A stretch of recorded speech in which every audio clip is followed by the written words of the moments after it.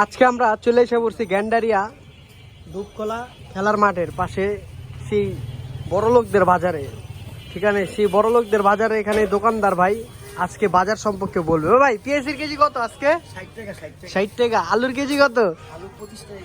আর ওই যে কাঁচামরিচ, আর ওই যে করল্লা, মূলা,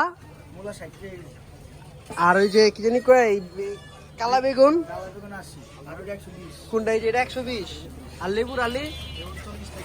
লেবুর আলি কমছে তাহলে। আর পেঁয়াজের কেজি? সিমের কেজি কত ভাই? 60 টাকা। তাহলে ভাই আপনি আমার এই যে একটা ছোট শস্যার দাম বেশি রাখলেন কি লেগা? হ্যাঁ ভাই, শসার দাম বেশি রাখলেন কে? আমার পেঁয়াজটা দেন।